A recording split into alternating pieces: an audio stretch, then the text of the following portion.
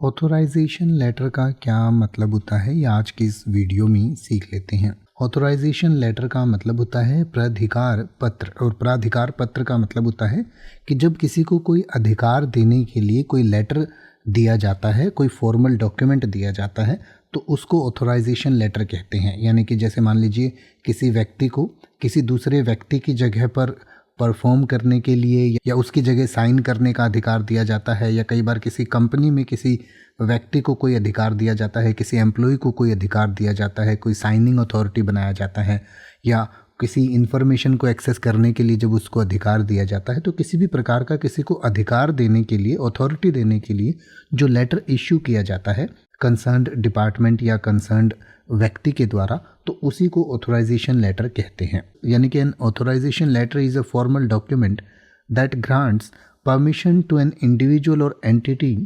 To act on behalf of other person और to access certain information. यानी कि जैसे मैंने पहले बताया कि किसी दूसरे व्यक्ति या किसी कंपनी के बिहाफ पर एक्ट करने के लिए जब किसी को अधिकार देने के लिए कोई पत्र दिया जाता है, तो उस पत्र को अधिकार पत्र या प्राधिकार पत्र कहते हैं। इंग्लिश में ऑथोराइजेशन लेटर कहते हैं। तो इसके बारे में और डिटेल से पढ़ना चाहें तो आपकी स्क्रीन और वीडियो के डिस्क्रिप्शन में दिया गया है, आप पढ़ सकते हैं और इसको और बेहतर तरीके से समझ सकते हैं।